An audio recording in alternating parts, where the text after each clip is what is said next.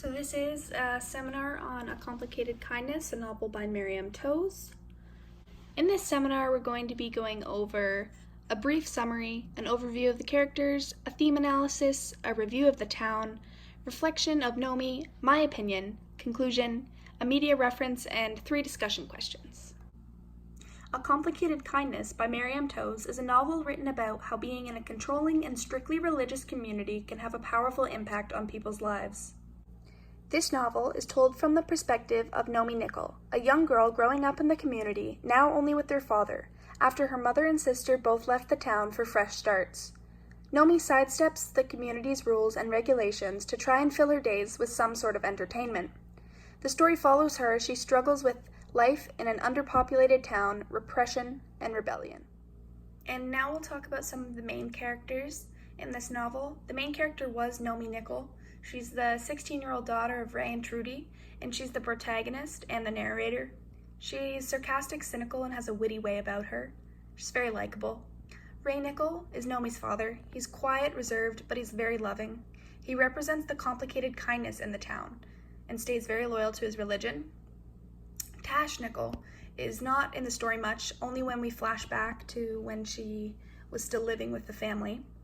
But she's Nomi's rebellious and free-spirited older sister who left town with her boyfriend for a fresh start as an atheist. Trudy Nicol is Nomi's mother and the sister of the local pastor, the Mouth. She feels overwhelmed by the town's immense pressure to conform to the very strict values and eventually leaves the community after Tash. The Mouth is Trudy's brother and the religious leader of the community. Travis ends up being Nomi's boyfriend, and Lydia is seemingly Nomi's only friend in the town.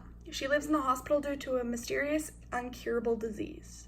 The main theme which I chose to discuss was repression and rebellion, meaning the repression of the freedom of individuals in the town and the rebellion of these individuals, which are mainly teenagers, against these constraints.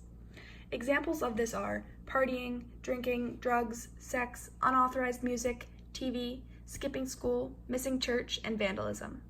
Nomi participates in all of these, and so did her sister before her, so I wonder if this is a reason why she followed in her footsteps, or if this was done on her own accord.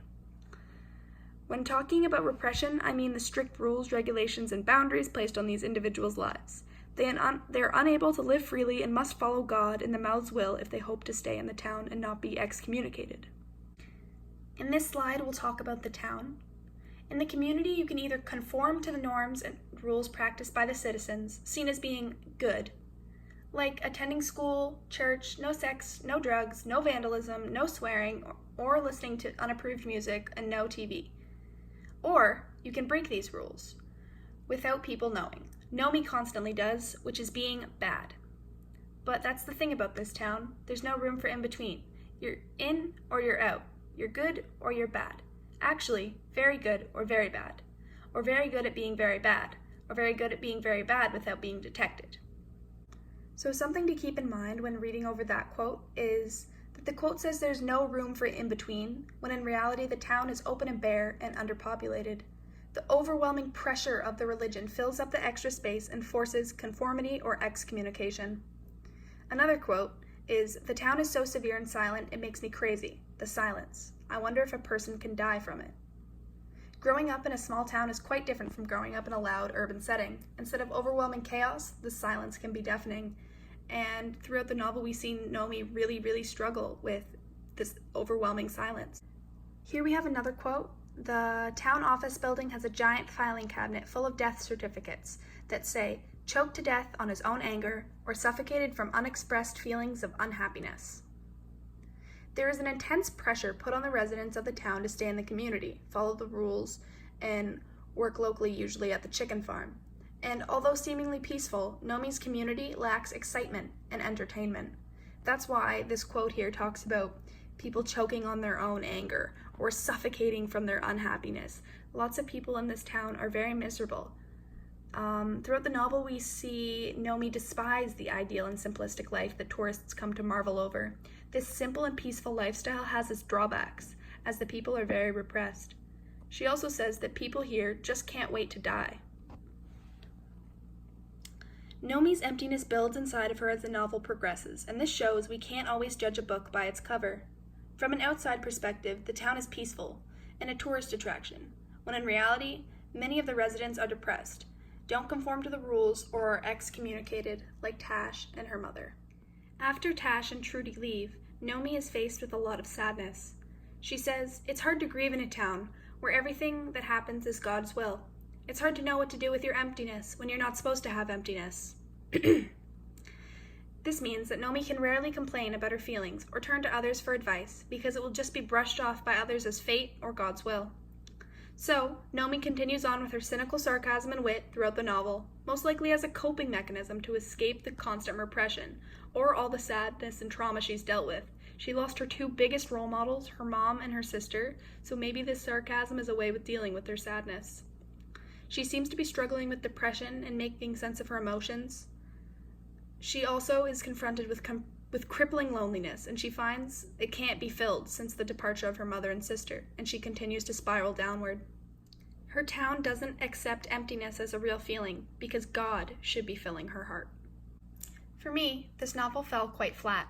As I was reading, I found I kept waiting for something more eventful or exciting to occur that never did.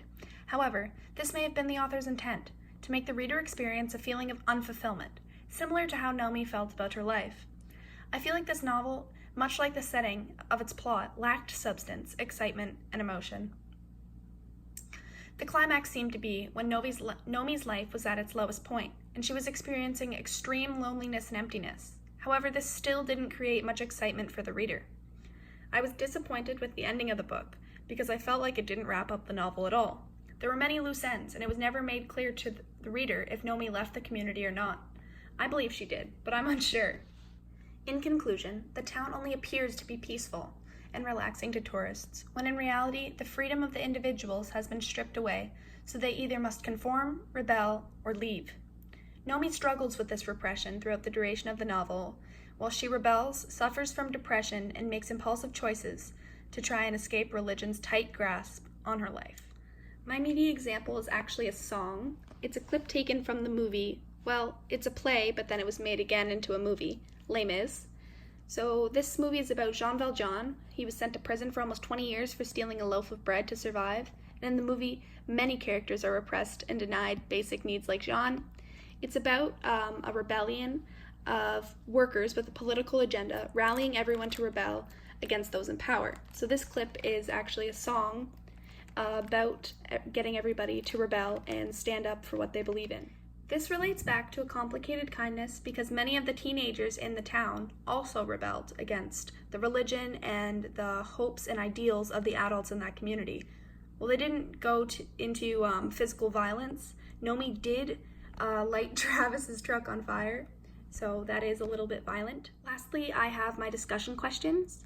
So my first one is, do you think Nomi would really have enjoyed a busy and chaotic life in the city over her rural, simplistic life at home? For this, I'd like to discuss how Nomi lives a very uneventful life as she spends most of her time outside, alone, somewhere smoking cigarettes. She doesn't follow through with her responsibilities, like her job or school, so would life really be different in another town? She'll still be just as unmotivated. What would change for her? That's what I'd like to discuss if I was in a group setting, and would this be a positive or negative change and why? I think it would be a positive change, but I don't think her life would change as much as she thinks it would. The next question is, why do you think the novel is called A Complicated Kindness?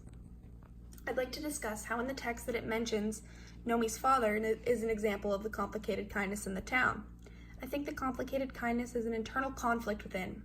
Staying loyal to a strict religion is very difficult when your family is all turning away from it, and this is what's happening to Nomi's father. Tash and his wife, so his first daughter and his wife, end up leaving the community, and Tash becomes an atheist, and Nomi's on that path. So her father has to figure out how to be a father to her, but also stay true to his religion.